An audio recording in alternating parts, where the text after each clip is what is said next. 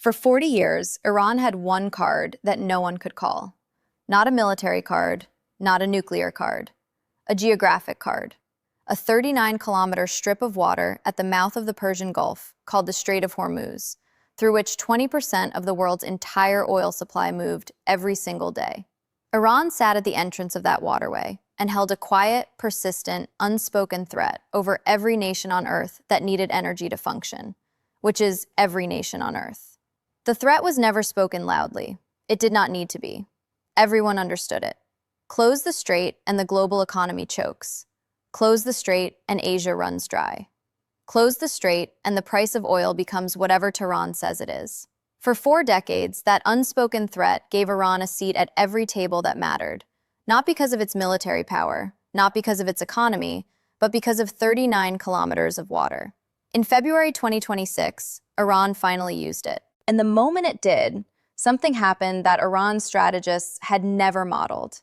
Its generals had never wargamed, and its leadership had never genuinely prepared for. The moment Iran closed the strait, its neighbors, the countries that had spent decades carefully avoiding direct confrontation with Tehran, finally had the political permission they needed to do what they had wanted to do for years: dismantle the weapon entirely. The UAE did not fire a missile in response. It did not mobilize troops. It opened a pipeline. And in doing so, it began the process of permanently engineering Iran's most powerful strategic tool out of existence. Not for this crisis, for every crisis to come. I'm Flash America, and what I'm going to walk you through today is the full strategic picture of how Iran played its ultimate card, and why playing it may have been the most catastrophic miscalculation in its modern history. Let's start with what was actually at stake when Iran closed the strait, because the numbers are genuinely staggering, and you need them to understand everything that follows. Before February 28, 2026, approximately 20 million barrels of oil passed through the Strait of Hormuz every single day. That is roughly 20% of all global petroleum liquids consumption. 20% of the world's liquefied natural gas also transited that 39-kilometer waterway every single day.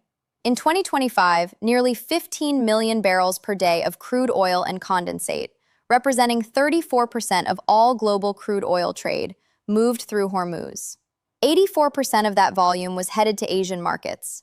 China and India combined received 44% of all Hormuz crude oil flows. Japan and South Korea ran their economies on it. The International Energy Agency had literally no framework for what happens when all of that stops simultaneously, because the world had never needed that framework. Iran's leverage had always depended on the threat of closure, not its execution. Then came the execution. When the United States and Israel launched coordinated strikes on Iran on February 28th, the IRGC immediately closed the strait. Maritime traffic through Hormuz collapsed by more than 90%. Between 17 and 20 million barrels of oil per day were removed from global markets in what the Defense Horizon Journal described as potentially the largest single energy disruption in modern history. Shipping firms suspended operations. War risk insurance became effectively unavailable.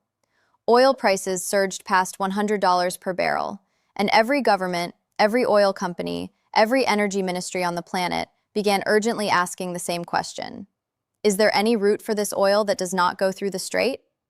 The answer was yes, partially. And the geography of that partial answer is precisely what is now converting Iran's greatest strategic asset into its greatest strategic liability. The only countries in the Gulf region with meaningful pipeline infrastructure capable of bypassing the Strait of Hormuz are Saudi Arabia and the UAE. And as of March 2026, neither of those countries is a neutral party in the Iran story anymore. They are active, declared adversaries, and they opened their pipelines the moment Iran gave them reason to. Let's start with the UAE, because what Abu Dhabi has done is the most consequential single move in this crisis. The Abu Dhabi crude oil pipeline, also called ADCOP, or the Habshan Fujairah pipeline, runs 380 kilometers from the Habshan oil and gas fields in southwestern Abu Dhabi through the UAE's interior to the port of Fujairah on the Gulf of Oman. Fujairah sits on the other side of the UAE from the Persian Gulf. It is outside the Strait of Hormuz entirely, already on the open ocean, already connected to the shipping routes that move oil to Asia, Europe, and the rest of the world. The pipeline has a design capacity of approximately 1.5 to 1.8 million barrels per day. The moment Iran closed the strait, the UAE began pumping through it at maximum capacity, rerouting its crude oil exports completely away from Hormuz and out through Fujairah into a global market desperate for supply. According to Kepler's senior oil analyst Naveen Das, the ADCOP pipeline was running at 71% utilization when the crisis hit, with approximately 440,000 barrels per day of spare capacity available. ADNOC, the Abu Dhabi National Oil Company, can temporarily raise throughput to 1.8 million barrels per day when required. They required it. They did it immediately. But here is what separates this from a purely logistical response. The UAE did not quietly open its pipeline and say nothing. It declared its position to the world in terms that left no room for misinterpretation. UAE President Sheikh Mohammed bin Zayed, known globally as MBZ, called Iran an enemy in March 2026. Not a rival. Not a complicated neighbor. An enemy. The UAE closed its embassy in Tehran and withdrew all diplomatic staff the day after the war began. It shuttered Iranian institutions inside the country, schools, cultural centers, official representations, and then announced publicly that it would support a U.S. military operation to forcefully take control of the Strait of Hormuz. The Wall Street Journal reported that the UAE was actively pushing the United States to conduct such an operation and was examining what military contributions it could make to help break Iran's grip. An Emirati official told the journal that UAE diplomats had urged the U.S., alongside European and Asian military powers, to form a coalition to forcefully reopen the waterway.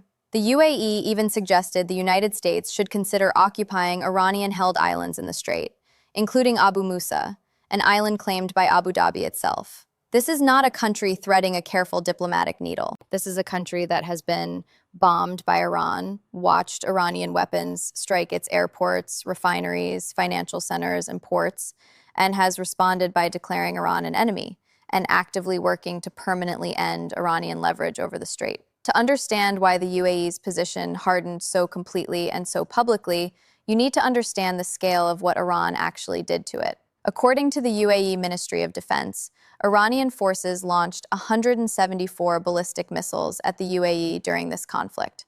161 were intercepted. 13 fell into the sea. 689 drones were detected, with 645 intercepted. 8 cruise missiles actually struck Emirati territory. Now let me translate those numbers into what they mean in practice, because there are no images to look at here, only the physical reality of what was hit. Iranian drones struck the port of Fujairah, the terminus of the very pipeline the UAE was using to bypass the strait, triggering fires and temporarily suspending oil loading operations. Iranian drones struck Dubai International Airport, causing a fire and forcing a temporary closure of one of the busiest aviation hubs in the world. An Iranian strike hit an ADNOC refinery facility that would otherwise produce 922,000 barrels of oil per day, forcing a complete shutdown. A tower in Dubai Creek Harbor was struck. The Dubai International Financial Center Innovation Hub was damaged. A Palestinian national was killed by a missile hitting a civilian vehicle in Abu Dhabi. 2 UAE service members died in a helicopter crash during defensive operations. Iran did not just threaten the UAE, it struck it, repeatedly, recklessly, and without restraint, including targeting the exact infrastructure the UAE needed to export its oil through the Fujairah bypass. The infrastructure Iran most needed to remain non-functional in order to preserve its own leverage. And here is the perfect strategic irony at the center of this. Every Iranian strike on UAE territory converted another Emirati official, another Gulf diplomat, another Asian energy minister watching from a distance, into an active supporter of permanently ending Iranian control of the strait. Iran's strategy to punish the UAE for supporting American operations managed, with extraordinary consistency, to produce the precise opposite of its intended effect. The Gulf states that Iran needed to remain ambivalent are now its most committed opponents. The trust gap, as Gulf state officials described it to CNBC, might never be repaired. And in the language of geopolitics, a permanently broken trust between neighbors is not a diplomatic problem. It is a structural realignment. one that reshapes the region's energy architecture for decades. Now let's talk about a dimension of this crisis that almost every analysis misses. Because Iran's Hormuz weapon had a fatal design flaw that its strategists apparently never fully confronted, Iran needs the strait too. Iran's own oil exports, what remains of them under decades of Western sanctions, have historically transited Hormuz. Iran inaugurated its own bypass pipeline, the Ghoreh-Jask pipeline, in July 2021, specifically designed to provide an alternative export route on the Gulf of Oman coast.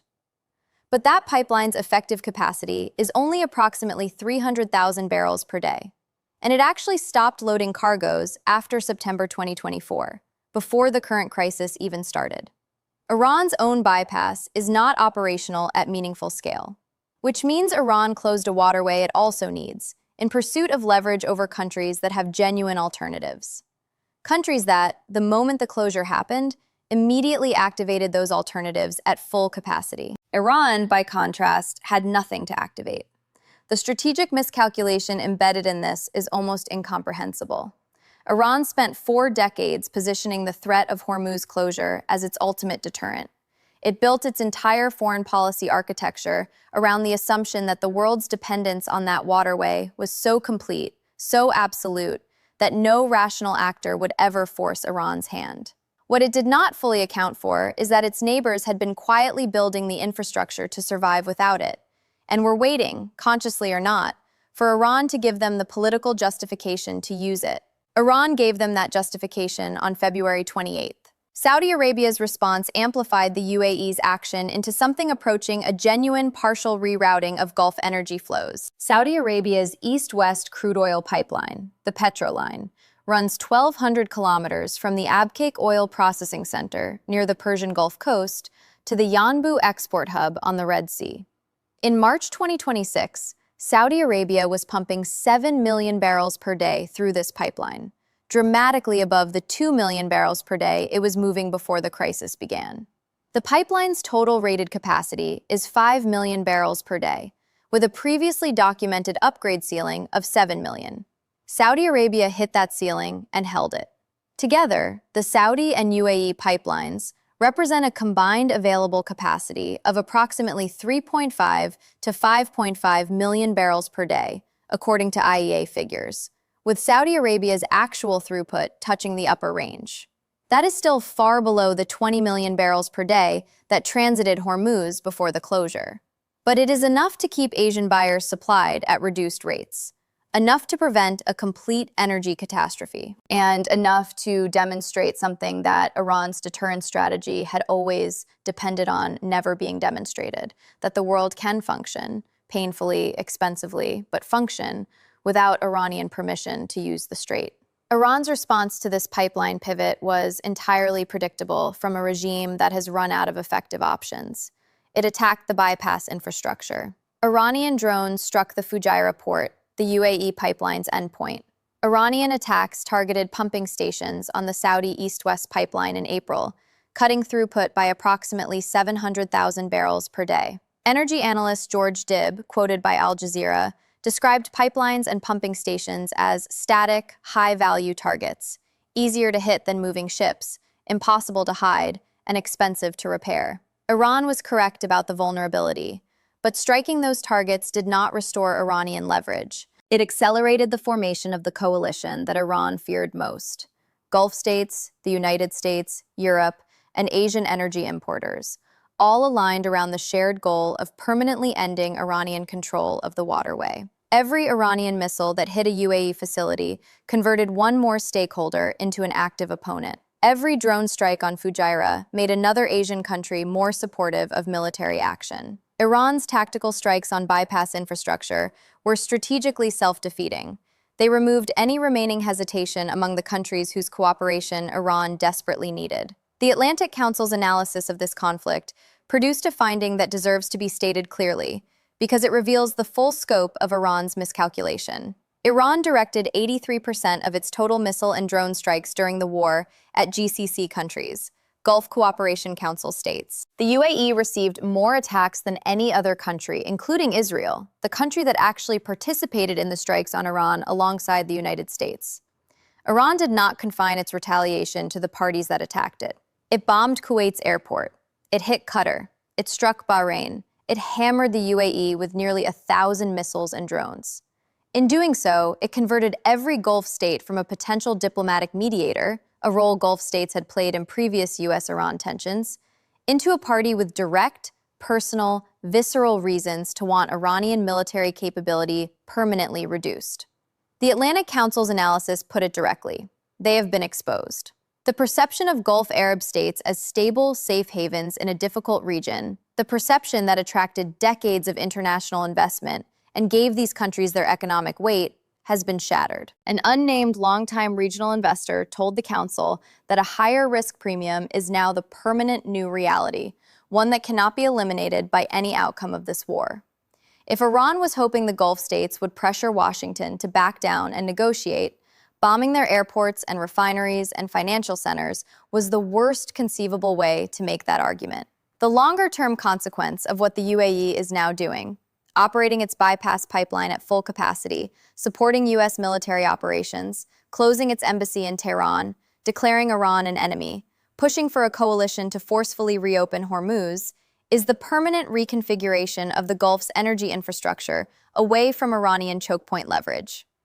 Gulf oil producers, according to CNBC's reporting, are now actively seeking permanent rerouting solutions, not just crisis management workarounds. The Hormuz closure has demonstrated, in the words of energy security analyst Arthur Berman, that assumptions about the cost of closure being too high for any actor to bear were breakable. And once broken, they cannot be unbroken. That is the sentence that should define how history remembers this moment. The deterrence architecture Iran spent 40 years building around the strait, the assumption that the world's dependence on it made closure unthinkable, was destroyed the moment Iran chose to think the unthinkable.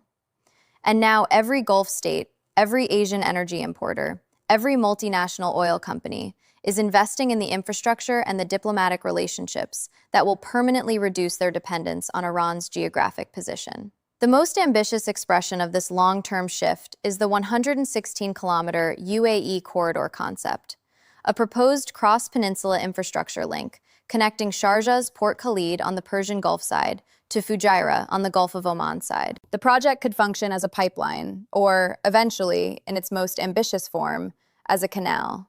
The Defense Horizon Journal framed the strategic logic precisely. For every barrel that exits through Fujairah, rather than the strait, Iran's most powerful deterrent is directly and permanently eroded. A bypass capable of carrying 2 to 4 million barrels per day would not replace Hormuz, but it would transform Hormuz from a binary on-off switch for global energy into one route among several. And that transformation, once completed, permanently changes the strategic equation Iran has depended on for 40 years. Step back and look at what Iran actually achieved by playing its ultimate card. It closed the strait to prove it was indispensable. What it proved instead is that the world is motivated, capable, and now permanently committed to making it dispensable. The UAE opened its pipeline at maximum capacity and called Iran an enemy.